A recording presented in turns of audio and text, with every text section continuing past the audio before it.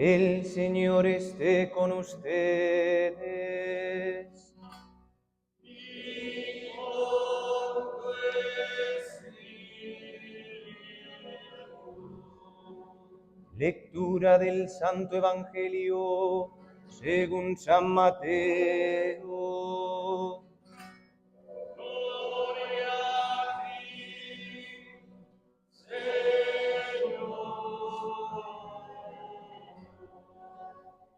En aquel tiempo, Jesús dijo a sus discípulos esta parábola. El reino de los cielos es semejante a un propietario que al amanecer salió a contratar trabajadores para su viña. Después de quedar con ellos en pagarle un denario por día, los mandó a su viña. Salió otra vez a media mañana, vio a unos que estaban ociosos en la plaza y les dijo: vayan también ustedes a mi viña y les pagaré lo que sea justo. Salió de nuevo a mediodía y a media tarde e hizo lo mismo. Por último, salió también al caer la tarde y encontró todavía otros que estaban en la plaza y les dijo: ¿por qué han estado aquí todo el día sin trabajar? Ellos le respondieron: porque nadie nos ha contratado. Él les dijo: vayan también ustedes a mi viña. Al atardecer, el dueño de la viña le dijo a su administrador: llama a los trabajadores y págales su jornal, comenzando por los últimos hasta que llegues a los primeros. Se acercaron pues los que habían llegado al caer la tarde y recibieron un denario cada uno. Cuando les llegó su turno a los primeros, creyeron que recibirían más, pero también ellos recibieron un denario cada uno. Al recibirlo comenzaron a reclamarle al propietario diciéndole: esos que llegaron al último solo trabajaron 1 hora, y sin embargo les pagas lo mismo que a nosotros, que soportamos el peso del día y del calor. Pero él respondió a uno de ellos: amigo, yo no te hago ninguna injusticia. ¿Acaso no quedamos en que te pagaría un denario? Toma pues lo tuyo y vete. Yo quiero darle al que llegó al último lo mismo que a ti. ¿Que no puedo hacer con lo mío lo que yo quiero? ¿O vas a tenerme rencor porque yo soy bueno? De igual manera, los últimos serán los primeros y los primeros los últimos. Palabra del Señor. Gloria a ti, Señor Jesús.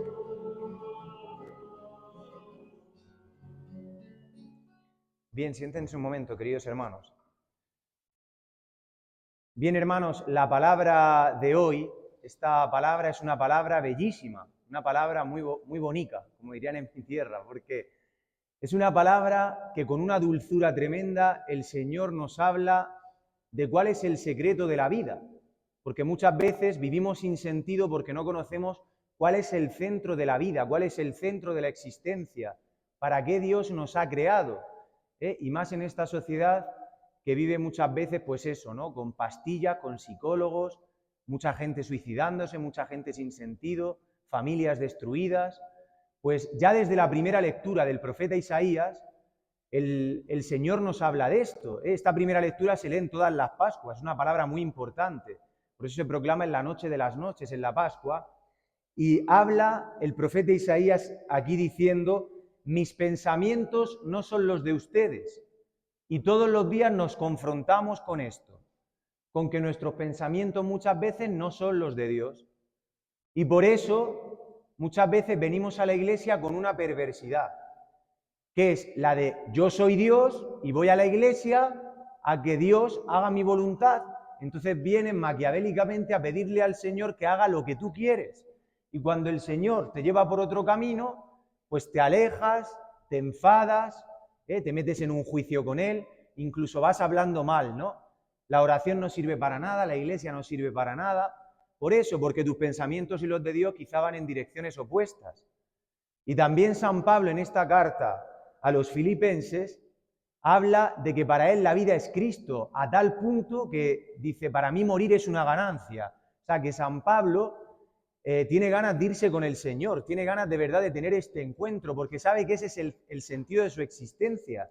Pero dice, pero si que yo esté aquí sirve para hacer presente con mi vida, con mi morir, a mí mismo, con mi morir a mis pasiones, a lo que quiero, por amor a vosotros, para evangelizaros, si eso sirve para que alguno se encuentre con lo que yo me he encontrado, pues entonces merece la pena estar aquí todavía.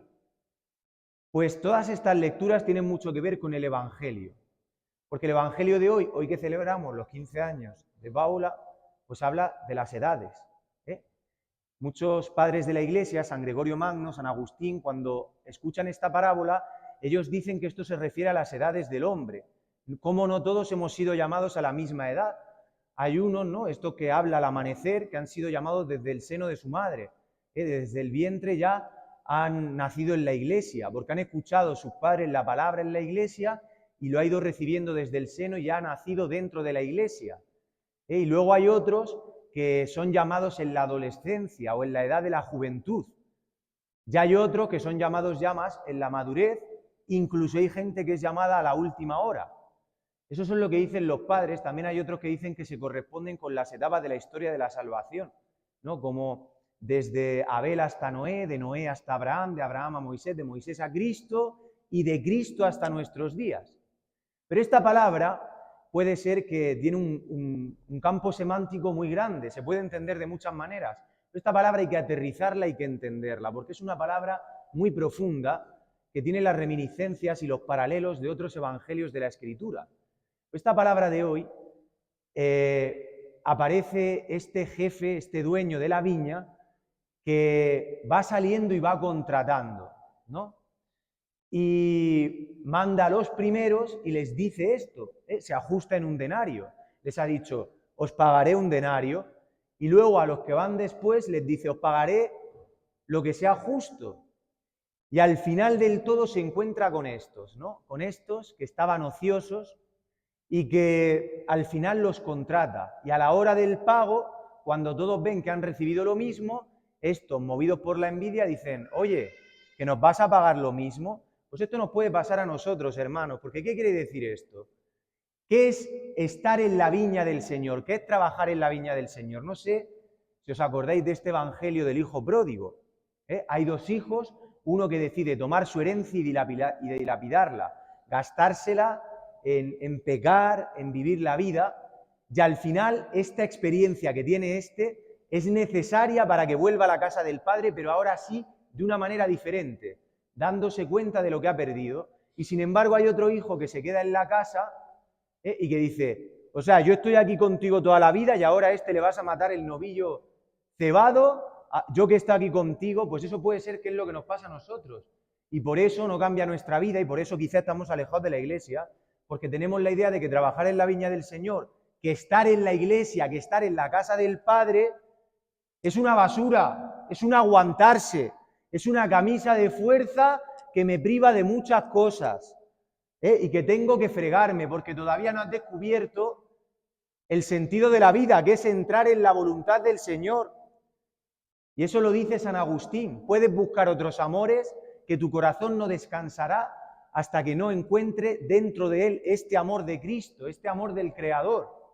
Pues hermanos, esta palabra habla de esto. De poder disfrutar de estar en la casa del Padre, porque hacer la voluntad de Dios es gozar la vida, porque si el que vive en la voluntad del Señor vive contento, porque al final nuestra vida es un camino hacia la voluntad del Señor perfecta, que es entregarte a Él y vivir para toda la eternidad delante del Padre, que tu voluntad y la de Dios sean una.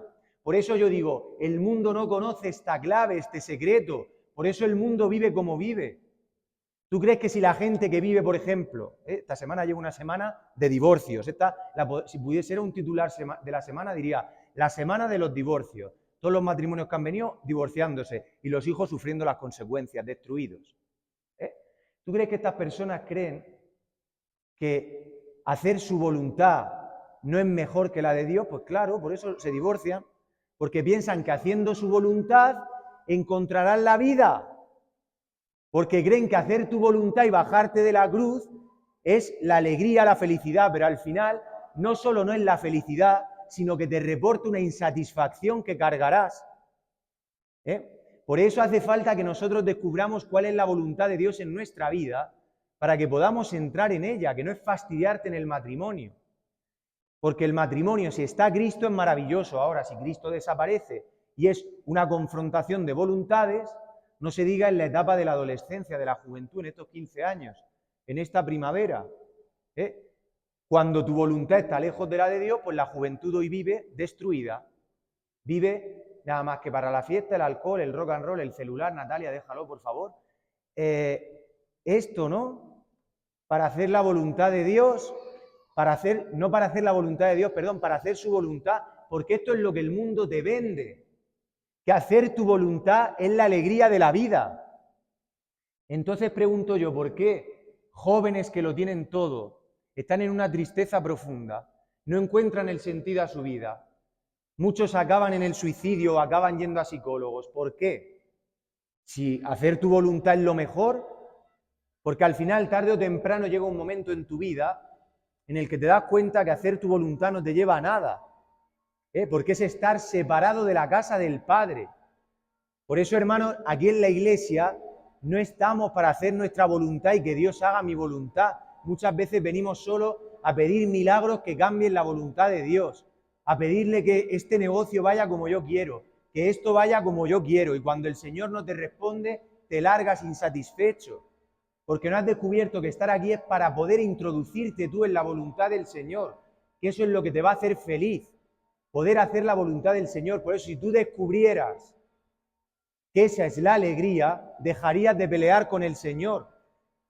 Por eso, la paga, tanto para los de la primera hora, los que han estado siempre en la viña, en la casa del Señor, como para los de la última, es el denario, y este denario es imagen de la vida eterna. ¿Cómo el Señor no le va a dar la vida eterna a estos últimos, pobrecillos? Estos últimos que estaban ociosos porque nadie los había contratado. Y así se pasa mucha gente la vida. Y llega a la ancianidad y ha perdido el sentido a todo. Dice, ahora ya no tengo juventud, ya el dinero no me sirve para nada porque no me puedo mover, o me he quedado viudo, me he quedado viuda, o tengo tal enfermedad. Y todo ha sido una mentira.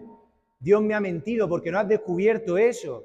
Pobrecillos los de la última hora, bastante tienen con entrar a trabajar en la viña en la última hora como para encima quedarse privados de este denario, de la vida eterna. Por eso, hermanos, este evangelio habla de la justicia de Dios, que no es la nuestra. ¿Y la justicia de Dios cuál es? La del amor y la misericordia. Por eso estos últimos han recibido lo mismo y el Señor no hace ninguna injusticia. ¿Qué les pasa a los de la primera hora? Que no han descubierto, como el hijo que se ha quedado en la casa, que estar en la viña del Señor es ya tener este denario en posesión, es ya estar en el cielo. Por eso, si tú no descubres esto, que la voluntad del Señor es la vida eterna, pues seguirás dando vueltas. Y en el fondo, ¿qué le ha pasado a los de la primera hora? Que se creen que están en la viña del Señor, porque hermanos, seamos sinceros. ¿Cuántas veces tú y yo, aunque estés aquí desde que naciste, te has salido de la voluntad del Señor y has preferido hacer la tuya? Porque ha estado el demonio como un león rugiente rondando a ver si te devora. Y te ha seducido, te ha hecho caer y te ha destruido en tus pecados. Por eso, el Señor te invita a que si te has salido, vuelvas a la viña, vuelvas a entrar. Hermanos, esta palabra es una palabra de amor, de misericordia. Y esta palabra se ha cumplido en el Evangelio también. Esto que dice, muchos primeros serán últimos y muchos últimos primeros. El buen ladrón. Fijaros que él toda su vida ha sido un sinvergüenza. Un sinvergüenza robando. No sabemos por qué estaba en la cruz, pero él reconoce al lado de Cristo, yo me merezco esta muerte. Y eso le reporta este denario. En el último momento de su vida, antes de expirar. Por eso, hermanos, ¿cómo quedarse de brazos cruzados si el Señor te llama a ir a la viña del Señor para que otros puedan recibir el denario que a ti te está siendo dado en la iglesia? Pues el Señor nos llama a esto, hermanos, a poder hacer partícipe de este denario a todos los que tenemos alrededor. Cómo viendo esta destrucción social en la que estamos, en la que el mundo, como no tiene a Dios, no está en la viña ni en la casa del Padre, se aferra a ideologías, se aferra a políticas, se aferra a ideales que al final caen por su propio peso. El Señor te llama a algo mucho más grande, que es a que descubras esto, que quiere entregarte este denario que es la vida eterna, porque tu vida no se sacia de cosas efímeras. Aunque te sigas echando ácido hialurónico, al final te pondrás arrugada y gorda. No pasa nada. Qué bueno que el Señor lo permita para que agaches la cabeza y te pueda entregar este denario. Si no, te creerás siempre la princesa de no sé dónde del cuento de hadas. O no sé, tú que te piensas que eres superdeportista yendo al gimnasio, que tú lo puedes todo, el Señor tendrá que permitirte la precariedad. Porque esta es la vida, porque la vida no es aquí. La vida es algo mucho más grande, por eso el corazón del hombre no descansa hasta que no tiene esta eternidad dentro que es Dios mismo. Pues al final toda esta vida nos debe conducir a eso, hermanos, a encontrarnos a esta llamada eterna que nos ha hecho el Señor, que es la llamada a la vida eterna, la llamada al cielo, la llamada a trabajar en su viña. Y termino ya, por eso podemos utilizar nosotros este estar en la viña para hacer como hacen hoy en el Evangelio. A estos le vas a pagar lo mismo y tú puedes estar diciendo, no, eso pasa mucho a veces en la parroquia, ¿no? Yo que llevo toda la vida, que soy del barrio, de repente llega uno nuevo a la parroquia y tú te crees que tú tienes más derechos, a ti hay que hacerte las cosas no sé cómo, porque tú tienes aquí la autonomía, tú eres de abolengo. ¿Quién te ha dicho a ti eso? La iglesia es de todos, no eres tú más por estar aquí. Dale gracias a Dios que te tiene desde hace mucho tiempo. Pero el Señor no piensa, los pensamientos de Dios son distantes de los nuestros. Por eso, hermanos, tenemos que ver en nuestra vida, revisar. ¿Estamos de verdad en la viña del Señor? ¿Estamos de verdad esperando este denario y que otros puedan recibirlo como tú? Por eso, Paula, ánimo. Digo, el Señor te tiene aquí en la iglesia para precisamente esto, hacerte heredera de este denario. Ya desde tu juventud tienes una gracia que otros muchos no tienen. Hace poco hemos hecho esta primera parte del primer escrutinio bautismal en el que se te ha dado una palabra fuerte y se te han empezado a dar estos secretos del bautismo que otros muchos no tienen y quisieran tenerlos. Por eso a ti se te está dando esta belleza de ser cristiano. Además de la belleza de tu traje, estás muy guapa hoy con tu corona, tus flores, todo, pero además esta belleza de ser cristiana, de poder de verdad defender tu juventud con una mujer valiente, una mujer cristiana, no ser una niña. Yo digo, en mi catecúmena, entonces a lo mejor tengo un poco de debilidad, pero se nota, ¿no? Los chavales que tienen a Cristo, se nota en sus respuestas en la fe. Parece que con 14, 15 años no te enteras de nada, pues puedes tener muy claras las cosas. Y gente con 40 no tiene ni idea de hacia dónde va su vida, ni tiene claro nada. Pues hermanos, estar en la viña del Señor, estar en la iglesia, con mucho lo mejor, pobres de los que no lo tienen. Pues el Señor nos invita a esto, a todos los que estamos aquí, a participar de la alegría de estar en la casa del Padre, a ser partícipes y coherederos de la vida eterna, como decía San Pablo. Que así sea.